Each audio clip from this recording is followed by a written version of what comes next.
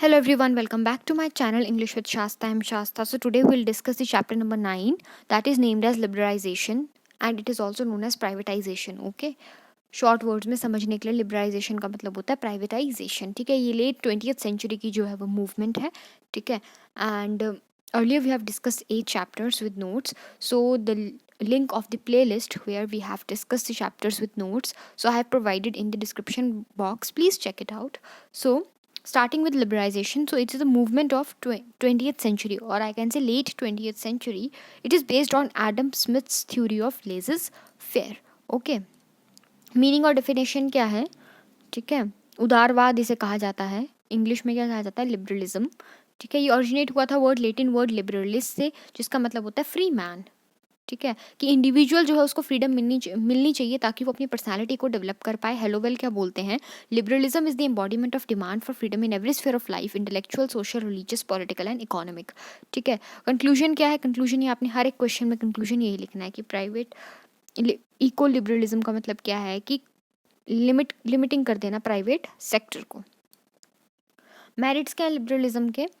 कि natural resources को आप यूटिलाइज करो. ठीक है, प्रोडक्शन जो है विल इंक्रीज. लिबरलाइजेशन से प्रोडक्शन इंक्रीज हो जाएगी और शॉर्टेज ऑफ गुड्स नहीं होगी. एफिशिएंसी बढ़ जाएगी, रिटर्न का रेट ज़्यादा हो जाएगा. अगर आप प्रोड्यूस ज़्यादा करोगे तो आपको मिलेगा भी ज़्यादा. इन्वेस्टमेंट आपकी बढ़ जाएगी. ठीक है, कैपिटल इन्फॉर्मेशन जो है वो ज़्यादा हो जाएगी. End of monopoly of private sector. Monopoly of private sector का एंड हो जाएगा, मतलब कि क्वालिटी में इंक्रीज हो जाएगा रीजनेबल प्राइस पे.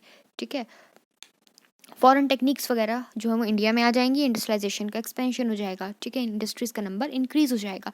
डीमेरिट्स क्या है इसके? कि अनएम्प्लॉयमेंट बढ़ जाएगी. अगर आप मशीन का ज़्यादा यूज़ करेंगे, टेक्नोलॉजी का यूज़ करेंगे तो ऑब्वियसली इंसान का यूज़ तो होगा नहीं, तो अनएम्प्लॉयमेंट बढ़ जाएगी. प्राइजेस बढ़ जाएंगे. ठीक है, क्योंकि इंडस्ट्रीज़ के जो ओनर हैं उन्होंने जो सेट प्राइस रखे हैं वो अपनी मन मर्जी से रखेंगे ना. एक्सप्लॉइट, और कोई भी प्राइस कम तो रखेगा नहीं. वर्कर्स की एक्सप्लॉइटेशन होगी. ठीक है, उनको ओवरवर्क करना पड़ेगा. स्मॉल इंडस्ट्री सफ़र कर जाएंगी, उनसे कोई भी नहीं लेगा क्योंकि फॉरेन इंडस्ट्रीज आ चुकी हैं. ठीक है, increase in economic quality. Economic quality भी इंक्रीज हो जाएगा. Exploitation of natural resources. Natural resources जो है हम अपने इंटरेस्ट के लिए उसको यूज़ करेंगे तो इससे क्या होगा? एक्सप्लॉइटेशन हो जाएगा उसका. और जो कंज्यूमर्स हैं जिन्होंने वो लेना है सामान, वो भी क्या करेंगे? सफ़र करेंगे. ओके, वो भी क्या करेंगे? सफ़र करेंगे. ठीक है, तो कंक्लूजन आपने सब में सेम लिखना है जो मैंने आपको बताया था. Liberalisation in India. इंडिया की लिबरलाइजेशन पॉलिसी क्या बोलती है? Industrial policy of 1991 and liberalisation and privatisation की बात करती है. ठीक है, ऑब्जेक्टिव्स क्या है न्यू इंडस्ट्रियल पॉलिसी के? सेंट्रल गवर्नमेंट ने जो है वो क्या बोला? अनएम्प्लॉयमेंट और पॉवर्टी को हम इरेडिकेट करेंगे. ठीक है, modern democratic socialistic progressive India हम बनाएंगे. ठीक है, ये उनका मेन वर्ड, बाकी आप डिटेल में पढ़ लें. करेक्टरिस्टिक्स क्या है न्यू इंडस्ट्रियल पॉलिसी या characteristics of industrial policy of 1991? Technology licensing policy.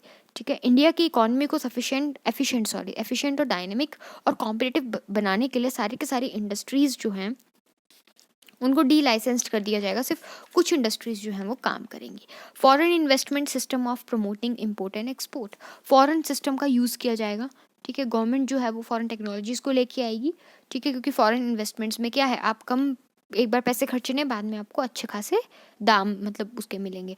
Foreign technology agreement. Foreign की टेक्नोलॉजी से एग्रीमेंट करेंगे आप. ठीक है, तो इंडियन इंडस्ट्रीज़ वगैरह में फॉरेन की टेक्नोलॉजी जो है वो आएगी. Public sector policy. Public sector policy की मतलब न्यूक्लियर एनर्जी वगैरह का यूज़ किया जाएगा. Monopoly and restrictive trade act, MRTP.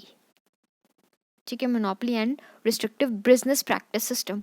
ठीक है, जो कैपिटल है, ठीक है, limit on large companies and individual houses under the monopoly. And जो कैपिटलिज्म है ना, पूंजीवाद, वो लिमिट हो जाएगा लार्ज कंपनीज तक ही. बाकी आप इसको ये देख लीजिए, अपने मेरिट्स डीमेरिट्स देख लेने हैं. You can take the screenshots.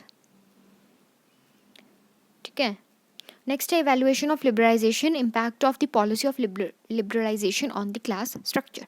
तो अगर आप लिबरलाइजेशन को लेके आ रहे हो तो मोनोपोली पावर जो है वो बढ़ जाएगी. ठीक है, उनके पास पावर हो जाएगी, वो अपने हिसाब से तो प्राइजेस रखेंगे. Importance of class solidarity. Class की सॉलिडारिटी बढ़ जाएगी क्योंकि जो है वो जितने भी बिग इंडस्ट्रीज़ हैं, जितनी बिग इंडस्ट्रीज़ हैं वो डिफरेंट ऑर्गेनाइजेशंस बना लेंगी और उनकी इकोनॉमिक पावर भी डिफरेंट होगी। नेक्स्ट हो जाएगा स्मॉल इंडस्ट्रीज। स्मॉल इंडस्ट्रीज इस चीज़ में सफ़र करेंगी, ठीक है, उनसे कोई लेगा ही नहीं चीज़ें। वर्किंग क्लास भी अफेक्ट हो जाएगी, क्योंकि वर्किंग क्लास का सर्वाइव करने, इंडिया में सर्वाइव करना इज़ वेरी डिफिकल्ट, क्योंकि अगर आप फॉरेन टेक्नोलॉजी लेके आ रहे हो तो वर्किंग क्लास की ज़रूरत नहीं पड़ेगी, और अगर है भी तो उनको बहुत ज़्यादा ओवरवर्क, ओवरबर्डन वो फील करेंगे। Rise of labour unionism. अब लेबर्स वगैरह जो है उनको अगर कम वेजेस दोगे आप तो वो यूनियन फॉर्म कर लेंगी। White colour class. अब जो वाइट कलर क्लास है उसमें कौन आ जाते हैं? Engineers, workers, managers. वो क्या करेंगे? वो अपने हिसाब से चीज़ों को यूज़ करेंगे, और जो छोटे लोग होंगे, ठीक है, जो उसके अंडर काम कर रहे हैं, तो उनका क्या होगा? वो मोनोपोली के शिकार हो जाएंगे, ठीक है। तो कंक्लूजन ये आपने देख लेना है। So that's all about chapter number 9 liberalisation, ठीक है। मैंने आपको शॉर्ट में बता दिया, बाकी आप डिटेल में इसमें से पढ़ लीजिए, ठीक है। Thank you so much, God bless you all, take care, bye bye.